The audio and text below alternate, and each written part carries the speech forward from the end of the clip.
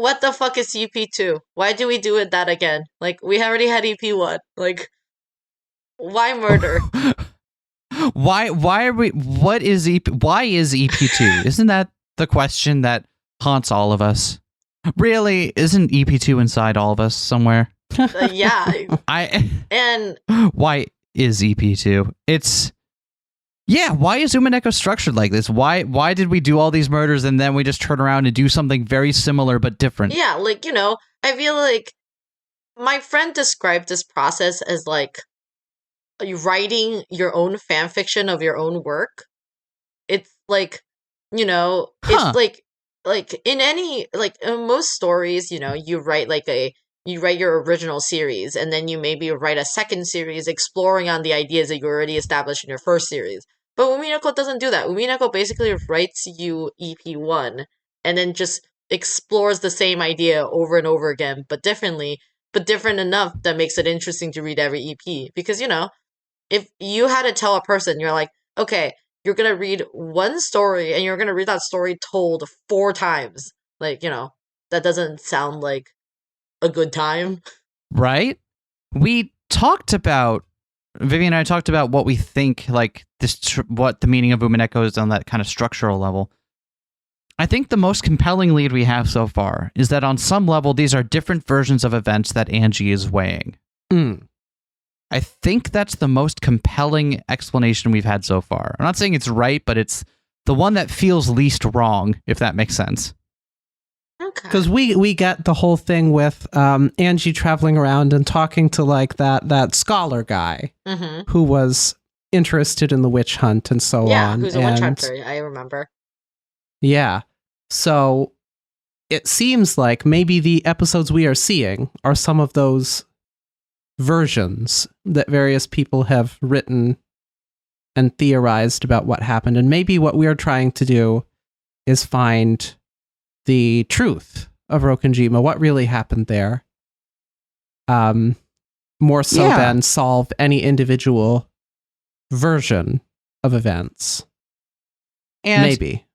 I think it's the most compelling answer we have so far because we already know there's this big community of people who have taken these events to weird extremes, right?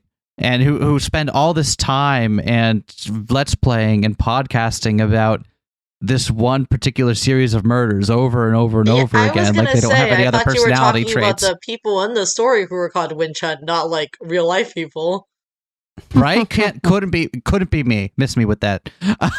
But it definitely, knowing that there is indeed a community of people like this makes it seem more plausible that's what these versions of events are, that they're somehow tied into those groups. And because that's the only real lead we have. We know that there's a group that all debate over their own theories about what happened on this island. We are being shown a bunch of different versions of what happened on this island. That's as close a link as we've gotten so far. I don't think it'll ultimately turn out to be right, but like that's our best guess. So what is all these interpretations? Like, are they message bottles? Are they like just ideas? Like, it's clear throughout all of EP4, Angel is like, a bunch of people say a lot of fucked up things to her, being like, oh, like Eva is a witch and she killed everybody, or like your family killed everybody, or like why are you the only one alive? Like, what's that about? Like, people say horrible things to her, right? And like, yeah, like how does that like even connect to like anything else? Like, it's like everyone seems to have their own say about what happened to Angie's family, and that's got to be very disheartening to not even have that kind of closure about what happened to your family, why you're never going to get to see your beloved brother again. Right? It's. I imagine that probably the simplest explanation is just Angie wants closure. She wants to know why things had to be this way and get some kind of understanding of it so she can move on. But that also feels a little bit too simple. Not that necessarily that means it's wrong, but it's like that's the only thing that seems to fit right now. It seems like there's no way Umineko writes this much words just to be like, she needs closure. There must be something else that's also going on. Is that what you're trying to say? Right. And because it also seems like the characters who are on the who are putting on these game boards also have some wants and needs of their own. Yeah. And it seems too much for them to just be like fictitious entities imagined by Angie to argue for and against various ideas she's put forward. I mean, it would seem weird to suggest that Beatrice doesn't actually exist in that sense. Yeah, I was gonna say, like, so what? Like, is Angie just out here imagining a very hot, like, blonde woman who constantly, like, hits on her brother? Yeah, Mammon. Oh, well, Mammon doesn't hit on her brother. Well, but... no, I mean, but yes, she also imagines Mammon, who is which is her demon wife, Hot blonde woman. Yeah, okay. Exactly. Yeah, see, I'm with you so far. Uh-huh. Yeah. Yeah, there's no straight explanation of what Angel's going through. No way. Yeah, it's and yet while I feel unsatisfied, I feel like it's the kind of unsatisfied where I feel at least like I understand the scope of what I don't know. You know what I mean? That's an interesting way to say it. Like it was one thing when we were beginning, we don't know what the fuck is going on. Whereas at least now we have the question. What is it that... Yeah, exactly. Known unknowns versus unknown unknowns. Exactly. We might not have the answer, but we know that we don't know it, and that is itself some kind of relief. Wow. Yeah. Yeah, and it's that desire to know that keeps us going forward, I guess. Yeah, so I mean, so both of you have mentioned that after this you are going to start playing Umineko again instead of divulging in even more reading, correct? Right, and that's from a more practical standpoint than anything else. Extremely understandable. Yeah, it would be best for us to go read chapters 3 and 4 again, but go ahead, Viv. And we are still planning to, just not in the organized way we've done it so far. Which also makes sense. I say, well, it is fun to basically read Umineko 2.5. It's also or 1.5. It's very important to also just start reading about new information. And I think I'm excited about all these tools you have in your toolboxes now. You're going to have a grand time reading EP5. I say that for sure. I believe it.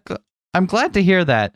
And it's like, even if we didn't come out of it with any more firm theories, I still feel like we have a much better grip on what our job is and how we're going to approach. I think the way we approach reading episodes 4, 5, 6, 7, 8 is going to be very different. We're obviously still going to have our usual banter and jokes and stuff because we can't help ourselves. But I think it's also going to be a different kind of reading. Yeah. Ryukishi really trains you.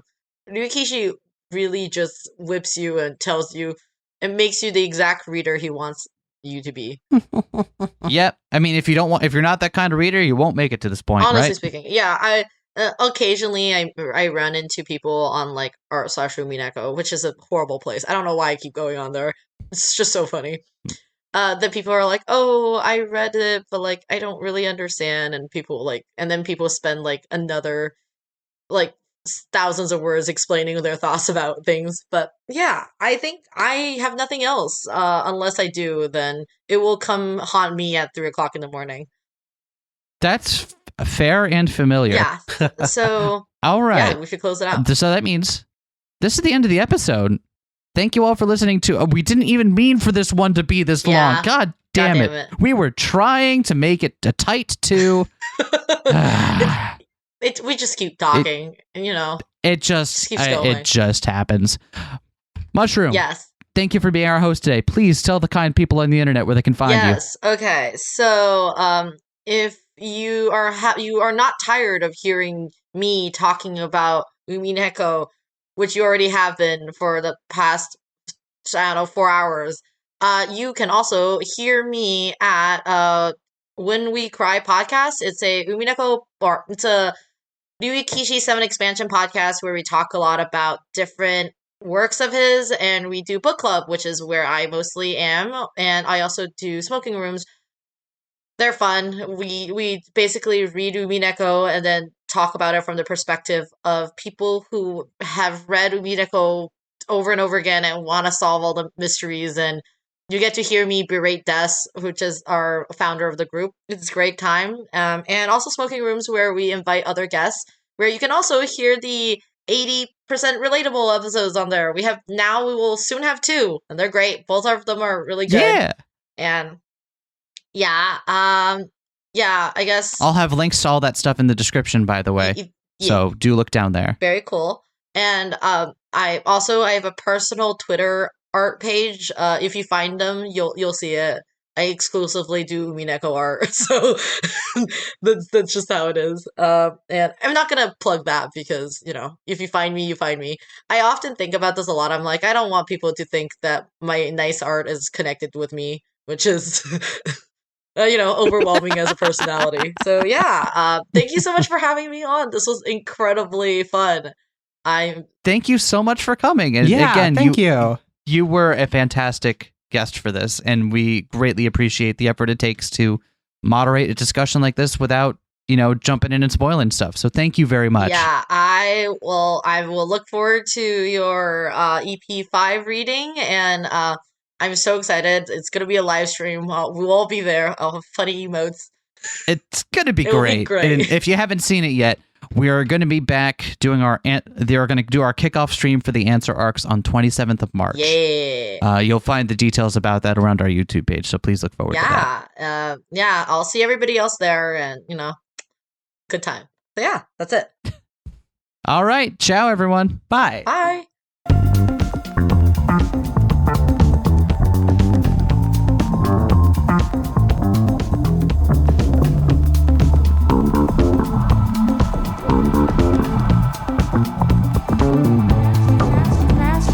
Smash that like, comment and subscribe.